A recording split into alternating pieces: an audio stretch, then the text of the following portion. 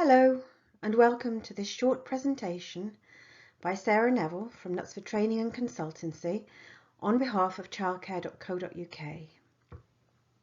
Tonight we're going to be talking about the 30 hours funding and how it affects childminders. Remembering back to why the 30 hours funding was first introduced, it was a Conservative Party vote winner at the last general election, originally designed to get more parents back into work, because both parents have to be earning for their child to receive the 30 hours funding. The Department for Education are keen to reassure childminders that we're an essential part of the funding offer. They say they can't do it without us. They say we're not just here to pick up the bits and bobs nurseries don't want to offer. Childminders are really helpful for parents because we mostly operate all year round and we can stretch the funding over most or all of the days of the week, including for some childminders weekends, and over most or all of the hours of the day. So we're far more flexible than any other provider. During this webinar, I'm going to talk about what the 30 hours funding means to childminders and how we might be able to make it work for us. Let's be absolutely clear here. It's not free, it's funded. If it was free, local authorities would give us enough money to meet our needs, enough money to cover our overheads. It might be free for parents, but it's not free for providers. We'll talk about extra payments later. I just wanted to clarify that from the start. What is funded childcare? From September 2017, some currently funded 3 and 4-year-olds and some new birthday 3-year-olds will be eligible for an extra 15 funded hours on top of their current 15 funded hours. The Department for Education is encouraging providers to stretch the funding to keep children in childcare through the year, because consistent care has been clearly shown to raise outcomes for children, especially when they're about to start school, and those 6-week holidays are a long time in a child's life. This might mean that you can offer to stretch the 1,140 hours over however many weeks you're open. There is some other funding available on top of the 15 or 30 hours. How easy or difficult it will be to claim remains to be seen. Early years pupil premium is just over £100 a term and is paid after parents have applied for it. So if parents don't apply for it, the provider doesn't normally get it. It has been fraught with problems, not least arriving after the child has left the provision in some instances, but it's very new, and I think those sorts of scenarios are being tackled now. Disability access funding is new. Note that parents will nominate a main setting, and that setting will receive the funding. So you'll need to talk about this to parents first. Local inclusion funding is new as well. It'll be handed out by the local authority on a case-by-case basis. Again, we don't know what hoops providers will need to jump through to apply for it and get it yet. So that's on our watch list. Local authorities have already consulted and they should have provided everyone with information about their funding figure. You should know what you're getting by now. They're retaining quite a chunk of funding money this year, so they should be using it to provide you with support. When you know your funding rate, then you need to ask yourself, is it enough to stay sustainable? How do you know? You need to decide what you're going to do next, not be influenced by everyone else. It's your decision. All councils will be expected to pay providers on a monthly basis from September 2018, unless you ask for an alternative payment frequency. I know that will help a lot of childminders who worry about having to wait a term. Something to bear in mind, the funding rate won't increase before 2020. But as we've already said, local authorities are holding back 7% this year to pay for staffing and online systems that might need updating and training and things like that. They can't hold back more than 5% from April next year, so the amount you get locally will go up a little bit. Local authorities have also been told that they must not carry out complex or unnecessarily burdensome audits on providers who offer the funding, and red tape should be cut out, which is positive. Providers shouldn't panic. Talk to your local colleagues, think about what you're prepared to offer, take advice if you need it, and look at the different models that have been worked through during the trials across the country. It's important to be well informed. These are just some of the support materials on the Childcare Works website. There are lots of others. And if you're offered financial planning or business planning training or similar by your local authority, why not take it? It might help you to make a more informed decision about what you're going to do next. The Department for Education has stated that funding for the 30-hour offer is only for the provision of the 30 hours and is not intended to cover the cost of consumables, such as drinks, meals, nappies, sun cream, or additional services, such as outings, music lessons, things like that. This means that you can charge parents of funded children for outings and food, but you must give them the option to say no. This will usually mean agreeing in advance exactly what parents are prepared to pay and adding voluntary donation or something similar to your invoice. Some parents might choose to bring their child's food, but you'll need to agree healthy options. Give them your healthy eating policy, suggestions for lunchbox contents and things like that will be useful. You'll also need to discuss up front what happens if their child arrives without lunch or with unsuitable items in their box. The Department for Education state, this is a quote, "We do not endorse the emerging models which make childcare less flexible and uncertain for those parents unwilling or unable to pay for additional services. So you'll have to be careful how you work things out and careful how you speak to parents. But within that, there is a lot of flexibility." Just a quick note as well, you can't charge a non-refundable registration fee unless the parent's buying extra hours over the funded 30 or their 15 or whatever. So if that's part of your normal fee structure, you'll need to remove it from your funded offer.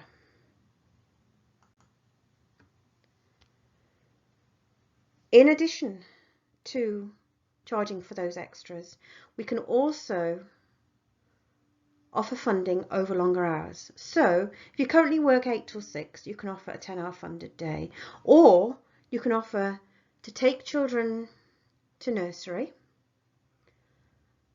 be on call while they're there, and then collect them and bring them back and offer more of the funded sessions in the afternoon. While they're at nursery or preschool or wherever, you can charge for on-call services. There are some examples in the statutory guidance on page 27. There's a little table with an example. Some nurseries, I believe, are offering 8 to 12, then an hour for lunch which is not funded, and asking parents to pay for this hour. The statutory guidance to the funding says this is not recommended. It says, where reasonably practicable, local authorities should ensure that children are able to take up their free hours in continuous blocks and avoid artificial breaks being created through the day, for example over lunch. So this suggestion is probably best avoided.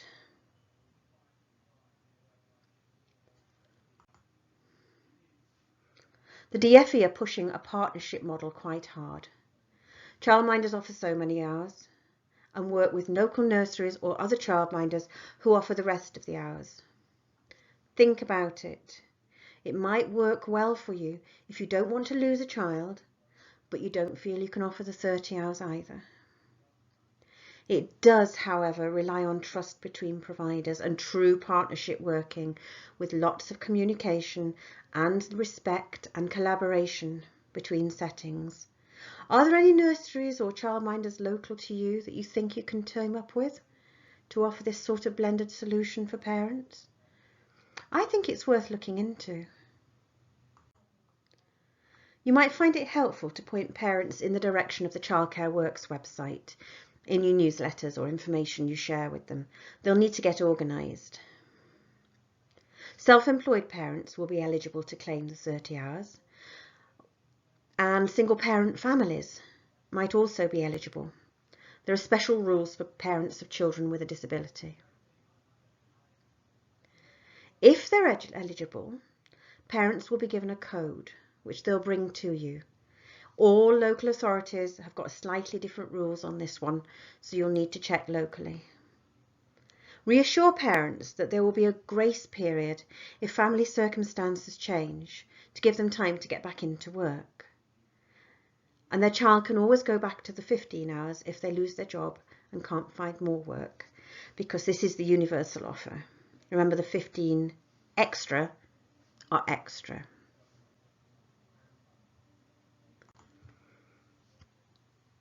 There's lots of support for Childcare.co.uk members. There's a 30 hours funding leaflet, which you can read through, which gives lots of information. You've got the Childminding Forum or the Independent Childminders Facebook group for peer support. You've got a fees policy booklet. Again, it's free, with a sample invoice which includes the funded hours, voluntary donation for outings, extra food supplied, etc. We all need to decide whether we can afford to offer the 30 hours or not. To be able to make an informed decision, you need to check your current financial situation. It's important to use easy record-keeping paperwork or software and to complete it regularly so you know your income and expenses. Chase debts promptly. Negotiate better deals on your bills or monthly spending. Keep a good record of who comes when and what fees they pay. Know when there are problems with occupancy and do something about it straight away. Most childminders constantly advertise, thinking it's better to turn someone away than to be stuck for work. Budget any extra costs and think about whether you need to cut back on your spending, especially resources. I know childminders spend huge amounts on resources every month, and you have to be realistic. If there's less money in the pot, then spend slightly less. If you have staff, look at the costs. How much are they actually costing you? In wages, pension, national insurance, things like that. How many children do you need extra to pay their wages and associated costs? Are they really affordable?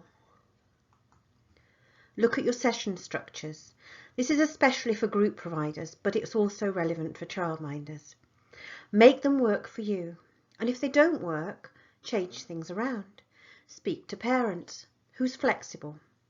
Who might be able to swap a session so you can accommodate another child? Children can take funded places at up to 2 providers a day. Can you use that to your advantage? Are your fees realistic for the local area? I know a lot of childminders who haven't put their fees up in years. What do newly registered childminders in your area charge? What do nurseries and preschools charge?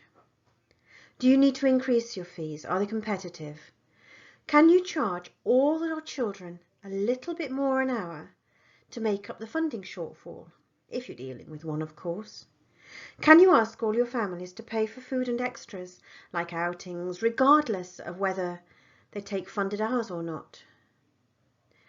Rewrite your fees policy with the funding in mind, and you actually might find yourself in a better financial position than you are right now. Be creative. Think. What options are available to you? Delivery of the funded hours is optional.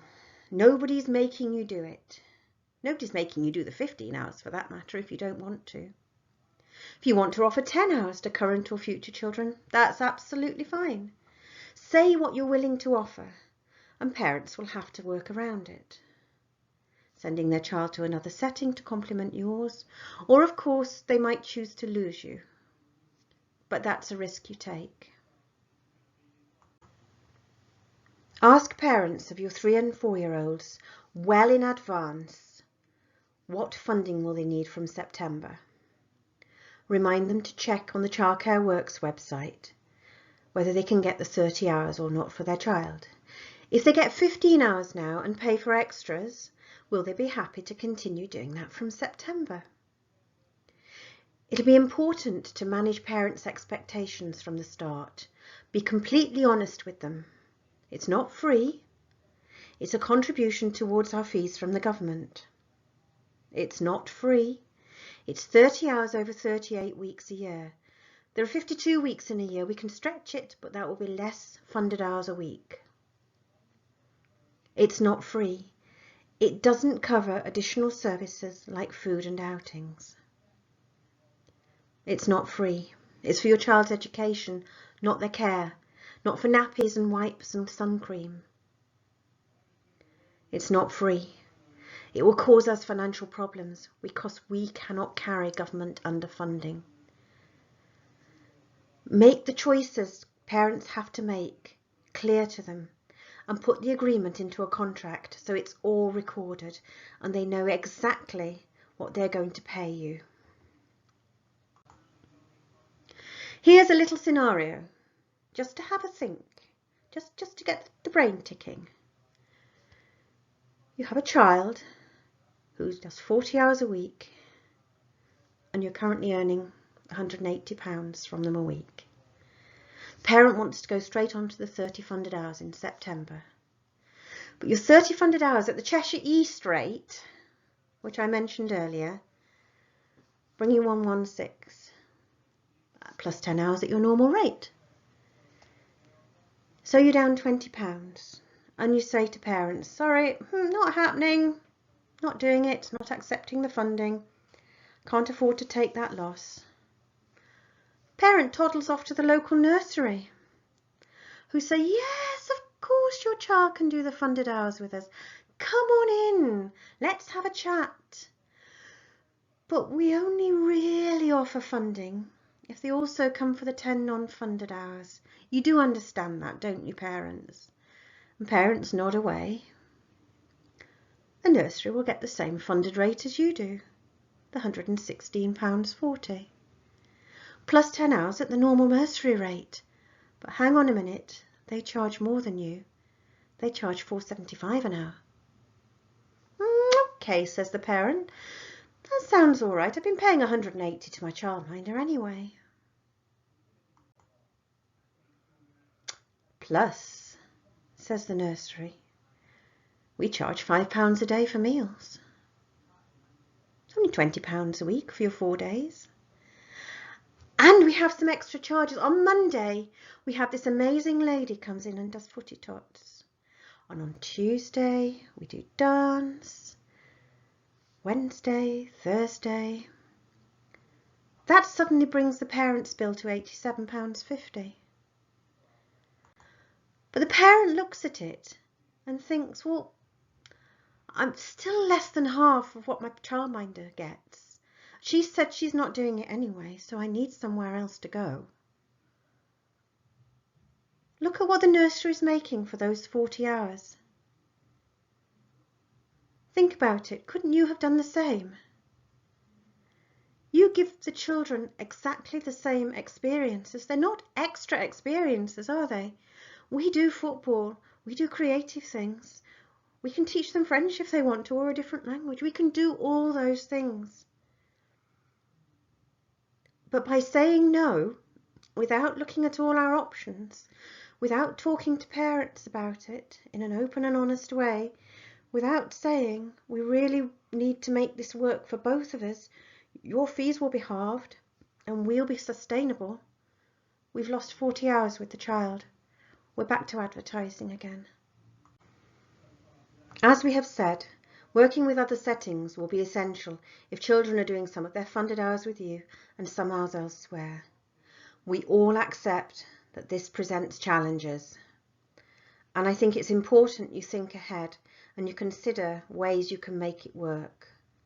There are blended models on the Family and Childcare Trust website, and you might find it useful to read them.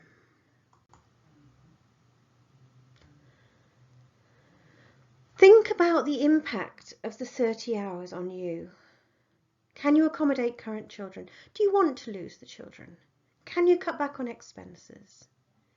Can you cut down on snacks? Maybe they don't need a morning and afternoon snack. Maybe 3 meals a day is the way to go. Can you cut down on resourcing? How will it affect the children and the parents if they have to look elsewhere for care because you refuse to offer the hours? Are there any local nurseries or childminders you can work alongside? Fill your spaces. Take time to look back at the plan. Take time to look back at what we've just discussed in that scenario. There are lots of sources of advice. I've already mentioned the information guide on the Childcare.co.uk website. There are also lots of websites, including these, and of course the Childminding forum. As I said earlier, don't panic. Do your sums. Check your break-even rate. Know your income and expenses balance sheet. See what you can save money on. See what changes you can make to your fees policy for all the children. You might actually be better off after this process than you are right now because you're re-evaluating your whole provision and ways of working. Make sure before you say yes or no that you're making the right decision for you. For a lot of childminders, I think it's a matter of remembering this could be an opportunity rather than putting up barriers. And if you want support, it's out there. Come and ask for it.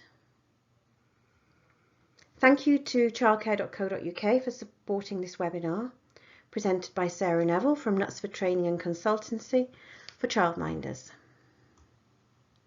Thank you.